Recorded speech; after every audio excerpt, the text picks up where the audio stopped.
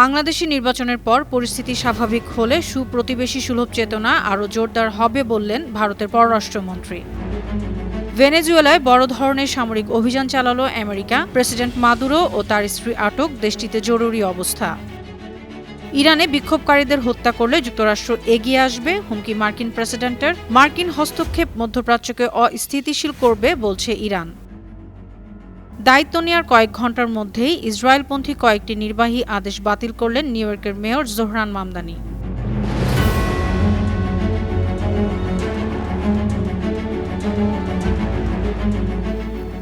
শুনছিলেন সংবাদ শিরোনাম। সবাইকে স্বাগত জানাচ্ছি বিশ্বজুড়ে প্রতিদিনে বিশ্বের বিভিন্ন প্রান্তের সবশেষ তথ্য জানাতে আপনাদের সঙ্গে আছি আমি অনন্যা চৈতি।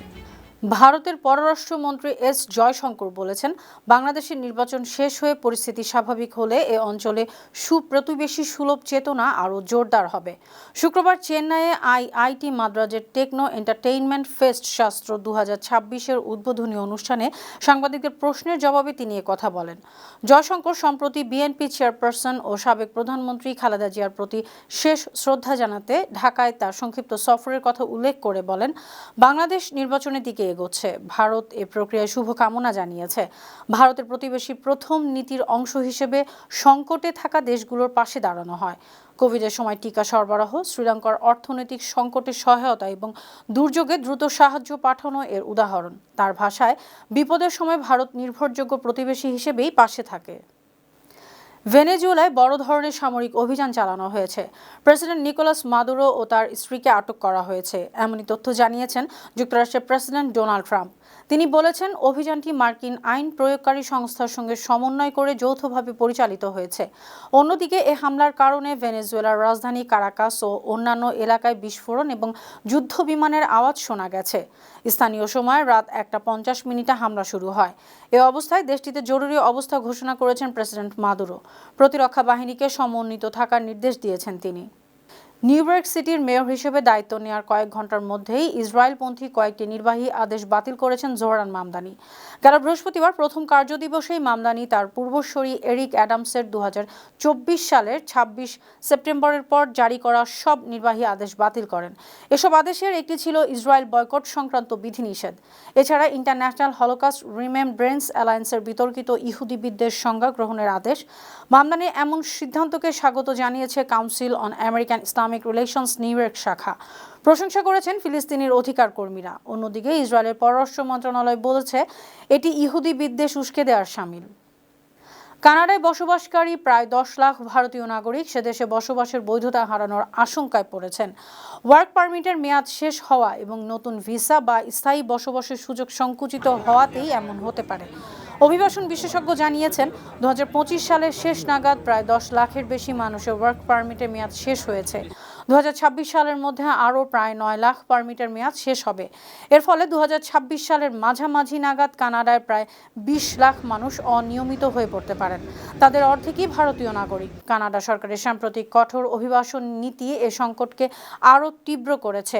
এমন পরিস্থিতির প্রতিবাদে বিভিন্ন অধিকার সংগঠন অভিবাসন নীতি সংস্কারের দাবিতে বিক্ষোভের প্রস্তুতি নিচ্ছে। ইরানের বিক্ষোভে হস্তক্ষেপের হুমকি দিয়েছেন মার্কিন প্রেসিডেন্ট ডোনাল্ড ট্রাম্প। সতর্ক করে তিনি বলেছেন, শান্তিপূর্ণ বিক্ষোভকারীদের হত্যা করলে যুক্তরাষ্ট্র তাদের উদ্ধারে এগিয়ে আসবে। সামাজিক মাধ্যমে ট্রাম্প জানান, তারা সিদ্ধান্তে দৃঢ়, ভরপুর ও যেতে প্রস্তুত। ট্রাম্পের হুমকির জবাবে ইরানের সর্বোচ্চ নেতা আয়াতুল্লাহ আলী খামেনির উপদেষ্টা আলী লারিজানি বলেছেন, মার্কিন হস্তক্ষেপ পুরো মধ্যপ্রাচ্যকে অস্থিতিশীল করবে। প্রসঙ্গত, মূল্যস্ফীতি ও অর্থনৈতিক সংকটের কারণে সাম্প্রতিক বিক্ষোভ ইরানের কয়েকটি শহরে ছড়িয়ে পড়েছে।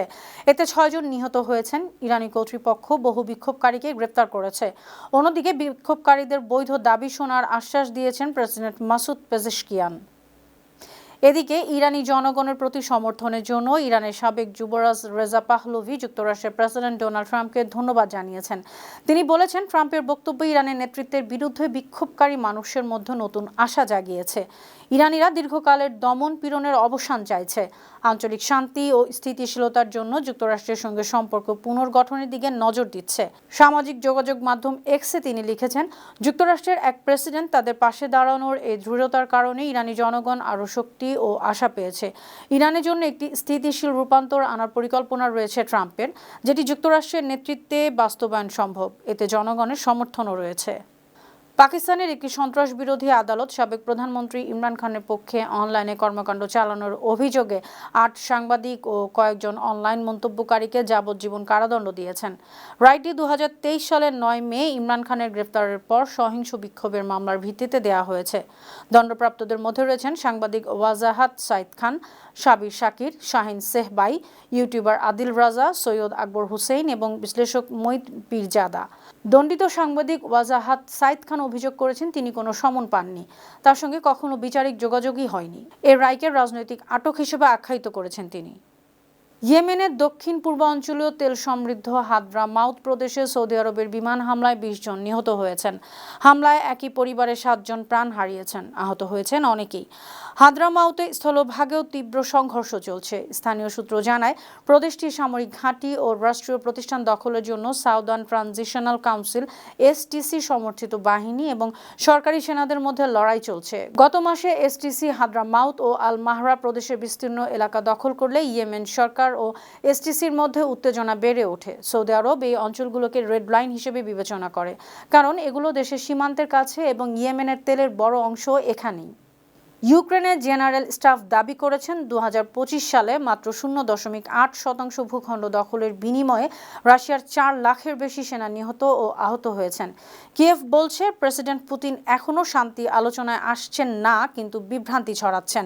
অন্যদিকে রাশিয়ার নিয়ন্ত্রিত খেরসন অঞ্চলে নববর্ষের ড্রোন হামলায় শিশুসহ ২৪ বেসামরিক নাগরিক নিহত হয়েছেন বলে দাবি করেছে রাশিয়া। দেশটির পররাষ্ট্র মন্ত্রণালয় জানিয়েছে ৫ শিশু হাসপাতালে ভর্তি হয়েছেন। বছরের প্রথম দিনে মস্কোতে ইউক্রেন টানা ৬ ঘণ্টাব্যাপী ড্রোন হামলা করেছে। হলিউড অভিনেত্রী ও ইউএনএইচসিআর এর সাবেক বিশেষ দূত অ্যাঞ্জেলিনা জোলি মানবাধিকার সংস্থাগুলোর পক্ষে মিশরের রাফাহ সীমান্ত পরিদর্শন করেছেন। গাজায় ৩০টির বেশি সংগঠন বন্ধের ঘোষণার পর শুক্রবার তিনি স্থানীয় ত্রাণ কর্মীদের সঙ্গে দেখা করেন। এ সময় জরুরি সহায়তা পৌঁছানোর পথ সহজ করার প্রয়োজনীয়তা অনুভব করেন। জোলি বলেছেন, শীতবস্ত্র ও চিকিৎসা সামগ্রী দ্রুত পাঠাতে হবে। প্রতিদিনের বিলম্ব মানুষের জীবন কেড়ে নিচ্ছে। যুদ্ধবিরতি বজায় রাখা ও নিরাপদ সহায়তা প্রবেশ নিশ্চিত করা জরুরি। প্রসঙ্গত, ইসরায়েল শর্ত পূরণ না করলে গাজার প্রায় ৩০টি আন্তর্জাতিক ত্রাণ সংস্থার কার্যক্রম স্থগিতের ঘোষণা দিয়েছে। শর্ত অনুযায়ী সংস্থাগুলোর কর্মীদের ব্যক্তিগত তথ্য জমা দিতে হবে, এতে কর্মীদের নিরাপত্তার বিঘ্নিত হতে পারে। সুপ্রিয় দর্শক, এই ছিল আজকের বিশ্বজুড়ে প্রতিদিনের আয়োজনে। দেশ বিদেশে বিভিন্ন খবর নিয়ে আবার আপনাদের সামনে হাজির হব। সেই পর্যন্ত ভালো থাকুন, সুস্থ থাকুন, বাংলা টিভির সঙ্গে থাকুন। ধন্যবাদ।